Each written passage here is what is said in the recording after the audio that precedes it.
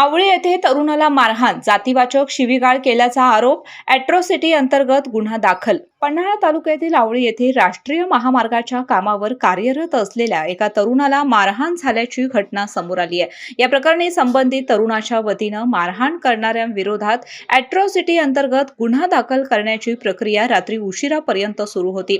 आवळे परिसरात सध्या राष्ट्रीय महामार्गाचे काम वेगाने सुरू असून या कामावर इलेक्ट्रिशियन विभागात जितेंद्र चव्हाण हे मजूर म्हणून कार्यरत आहेत. दरम्यान काही स्थानिक नागरिकांनी चव्हाण यांना अडवत त्यांनी कुणाकडून तरी उसने पैसे घेतल्याचा आरोप करत जाब विचारला.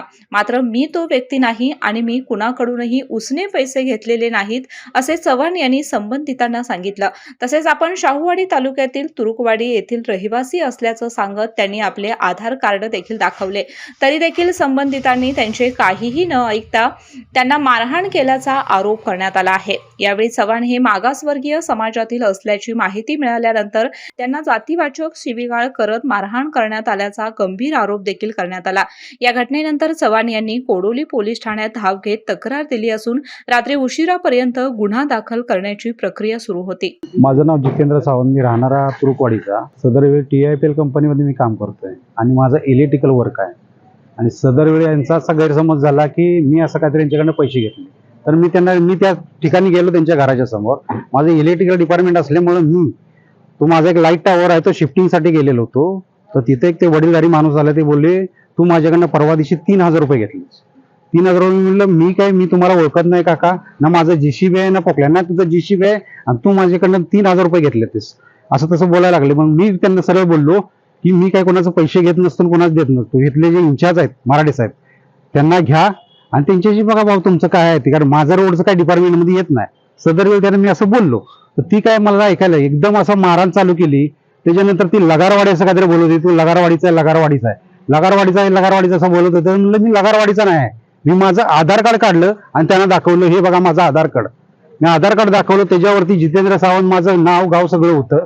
आणि त्याच्यानंतर रितसर तिने त्याच्यावरती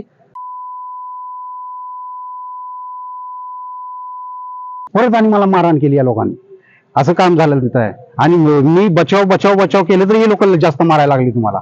म्हणजे माझं ऐकून घ्यायची कॅपॅसिटी नाही, ती बोलायची संधीच त्या लोकांनी दिली नाही. मी आणि माझा स्टाफ असलं, माझा स्टाफ सुद्धा सोबत होता.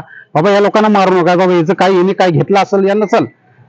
ह्यांचं एकच म्हणणं की हे माणूस इथनं जाता कामा, जोपर्यंत पैसे देत नाही ना तोपर्यंत आहे ना ह्याला आम्ही सोडणार नाही. आणि ही लोक काय बोलतात की बाबा हा पैसे देऊन तुम्हीच घेऊन गेलास असं बोलतात. आमचे साहेब होते राहुल पाटील साहेब, ते बोलले की मला हा माणसाचं काय आहे ते मी भेटतो, तुमचं काय पैसे बिशे काय तुम्ही ह्याला हात लावू नका.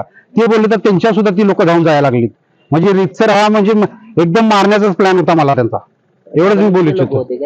साधारणतः मारणारे तर 3-4 जण होते, 4-5 जण. डॉक्टरांनी ऍडमिट होण्याचा सल्ला दिलाय, पण स्पेशल रूम परवडत नाही.